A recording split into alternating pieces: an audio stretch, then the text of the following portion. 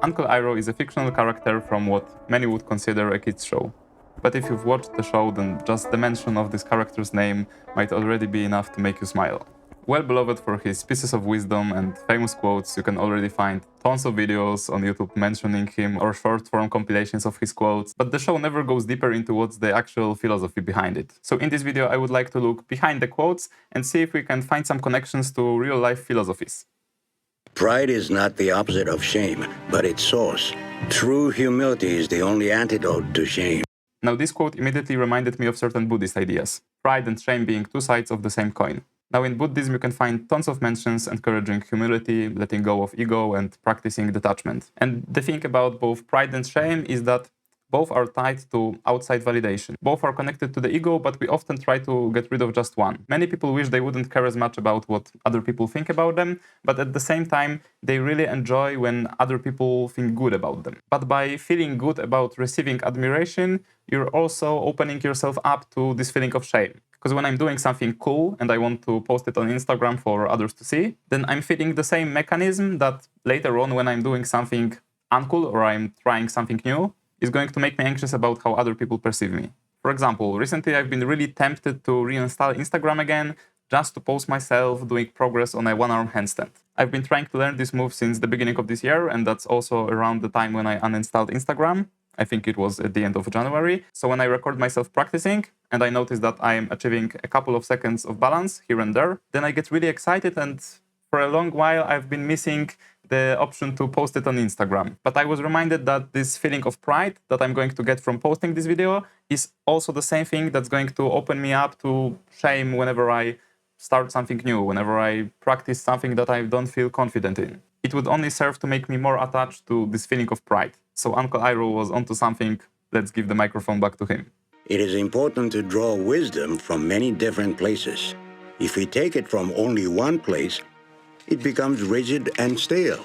Now I see two directions you can go with this one. First of all, the quote is pretty straightforward in and of itself, but what we can add to it is firstly Zen Buddhism teachings. Zen differs from other schools of Buddhism in that it focuses on your own path to enlightenment. While many other Buddhist schools focus on following the doctrine exactly and following this set path, this set of instructions that leads to enlightenment, Zen argues that instead, every living being already has a seed of Buddha nature, and the path to enlightenment is through finding your own way to awaken it.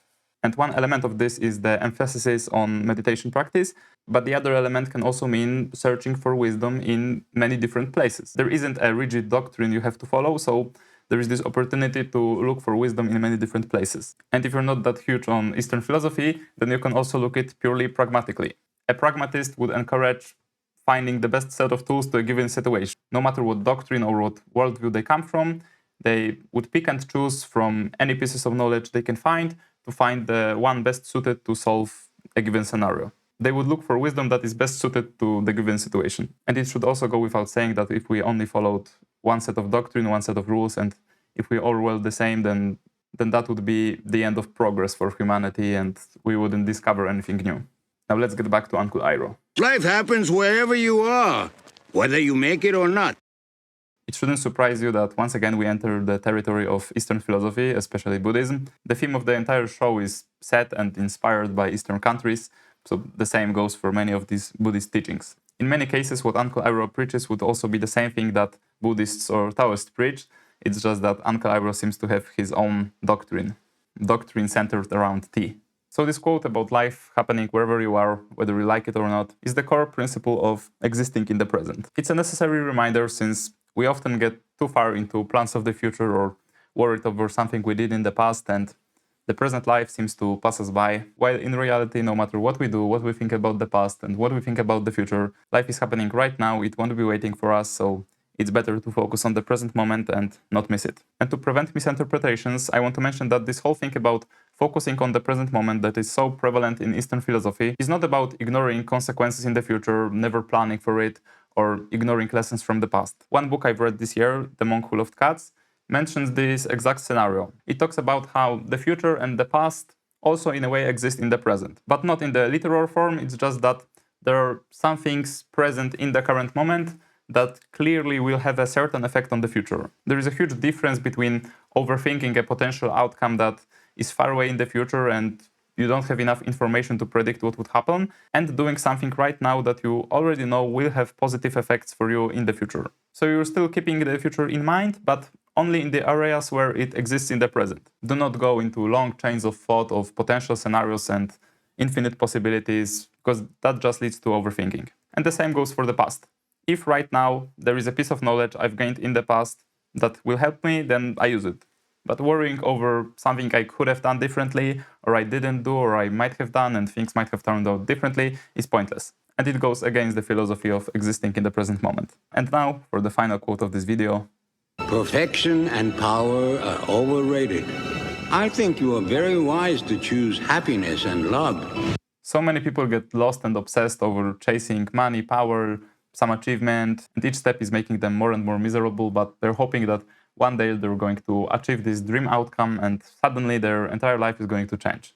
But doubling down on things that are making you miserable and hoping that one day it's suddenly going to switch to the opposite is not a wise approach. It's not that hard work and ambition are evil, it's just that today's world is really heavily skewed towards valuing only those two things. The pressure to be successful, hardworking and ambitious, and successful in this context, of course, meaning having lots of money, a good career, achieving something, being famous, those type of things. It's forgetting all of the other values, and then people are wondering why this is not working for them.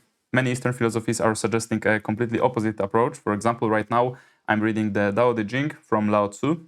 Lao Tzu was an ancient Chinese philosopher, and this book is the foundation of the entire Taoist philosophy, along with Shongsa, which I have yet to read. And Tao Te Ching, just like many Buddhist texts, really encourages humility and being below everyone and not striving for greatness. And through virtues like compassion, non-action, and humility, this is how you truly become great, by practicing non-greatness. In Tao Te Ching, you will find tons of those confusing opposites like being great through practicing non-greatness or acting through non-action and those types of things. You will have to read the entire text if you really want to understand what this all means. It's still going to be confusing, but I recommend it. And the thing about giving up those goals, achievement, and not striving for anything is what really sets you free to do things. It eliminates all of the pressure, all of your ego about what you want your creation to be. You can actually create stuff for others. You can also find what you really enjoy doing, and you don't have to force yourself towards achieving some incredible outcome that you haven't even really stopped and wondered if this is what you're looking for from life. So choosing simplicity and giving up this obsessive ambition doesn't really seem like this bad of an idea.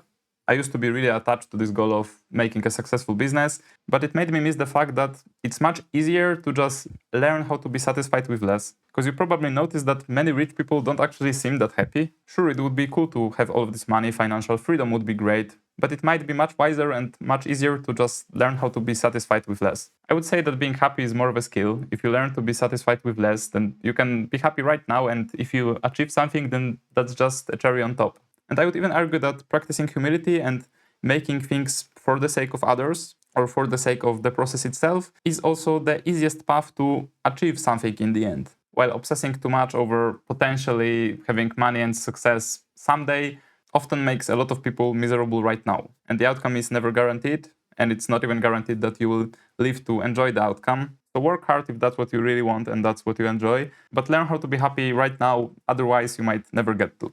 So I'm going to continue reading the Tao Te Ching. It's a very short book, but there is a lot to think about. If you want to stay updated about what books I read, what I think about them, and the next video topics, you can join my newsletter. The link is in the description. And I'll see you guys in the next one.